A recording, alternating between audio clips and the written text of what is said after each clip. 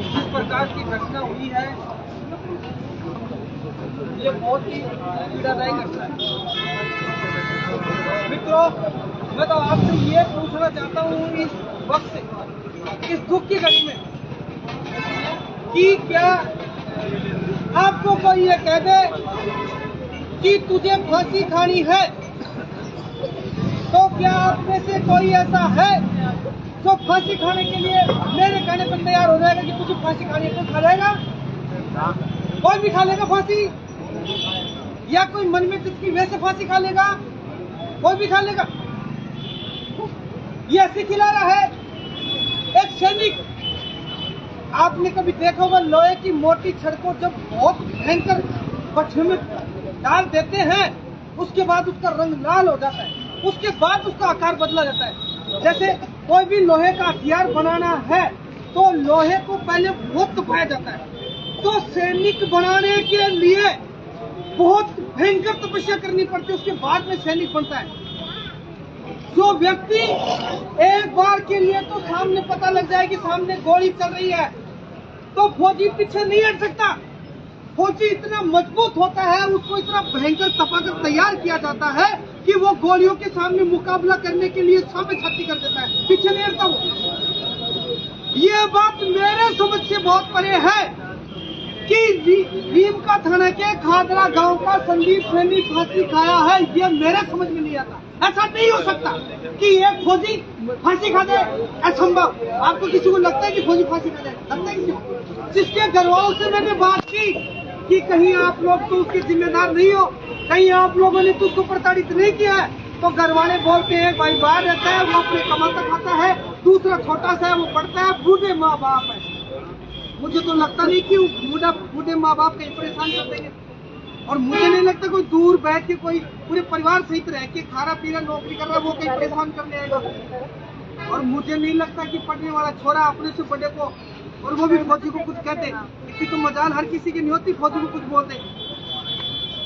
और कवारा है, ससुराल वालों का भी लफड़ा कई बार आ जाता है, कई बार पीढ़ी का लफड़ा आ जाता है, तो वो भी नहीं है उसके। तो क्योंकि एक तो अभी तक ये सबसे बड़ी शर्म, नीमका थाने के आला अधिकारी पता ही नहीं। अभी रोड जाम करूंगा ना, जब आएंगे यहाँ पे तब आके बात करेंगे कि हाँ इनसे इन लोगों से भी बात करनी है। यहाँ के अधिकारी इतने अंधे और बहरे हो गए हैं कि उनको यही नहीं पता कि किसी फौजी के मामले में वहाँ पे सैकड़ों लोग इकट्ठे हो रहे हैं।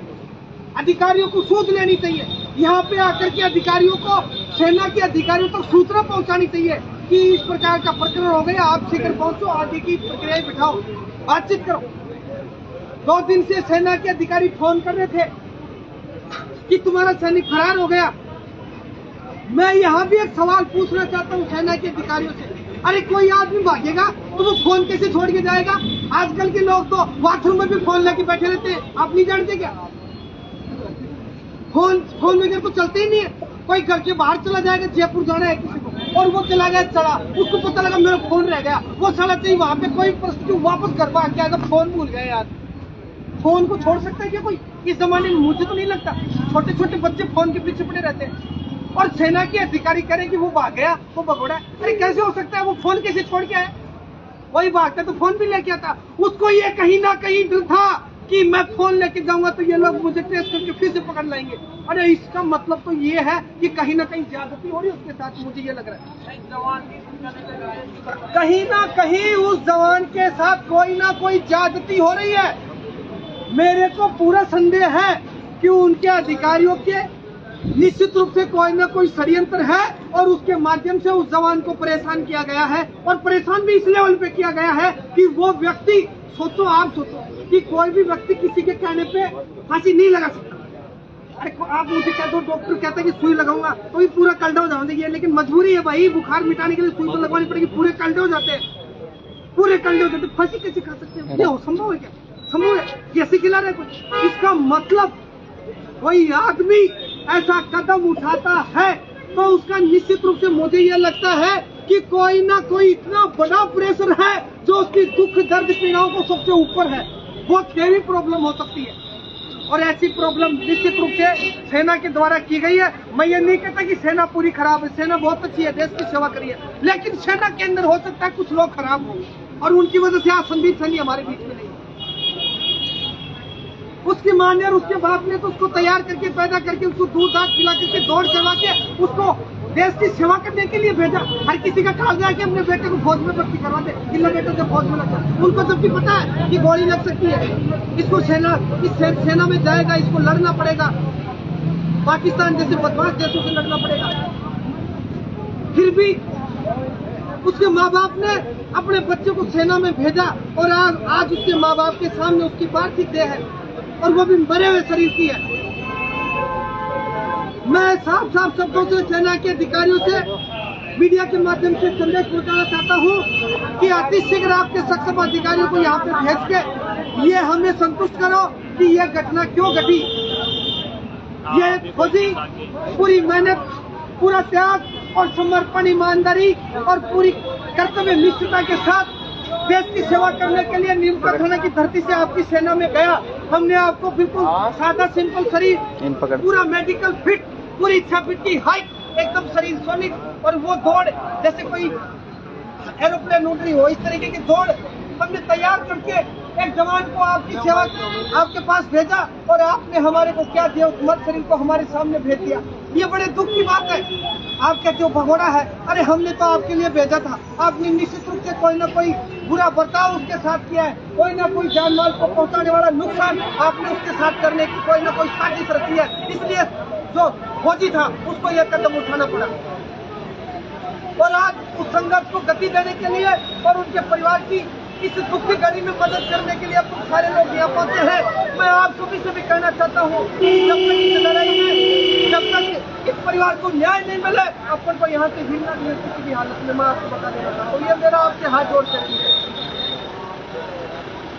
क्योंकि हमें ऐसी स्थिति में परिवार के साथ खड़ा रहना ही चाहिए। संदीप सैनी को न्याय दो, न्याय दो, न्याय दो।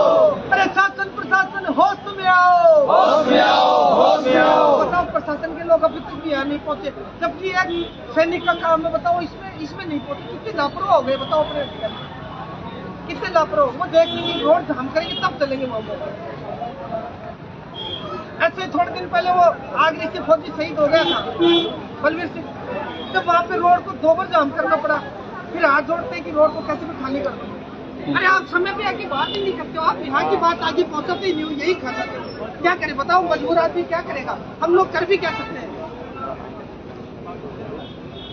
संदीप सैनी को न्याय दो, न्याय दो, न्याय दो। संदीप सैनी को न्याय दो, न्याय दो, न्याय दो। बहुत बहुत धन्यवाद। और अभी इस लड़ाई में आप लोग जाएंगे नहीं, ये मैं आपसे अपील करूँगा, है ना।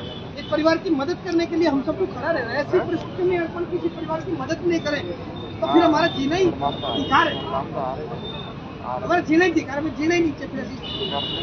हमें जब दुख पीड़ा किसी परिवार पे आए तो मानव का ये एक तरह से मानव का व्यवहार होना चाहिए कि वो उसके दुख में खड़ा हो जाए। हमें खड़ा रहना पूरी मजबूती के साथ। और निश्चित रूप से मैं आपको भरोसा दिलाता हूँ कि इस लड़ाई में रिजल्ट निकाल के रहेंगे और अधिकारियों से ये पूछ के मानेंगे कि ये घटना हुई कैसे, और जो हमारी मांगे हैं वो पूरी करवा के मानेंगे प्रशासन से।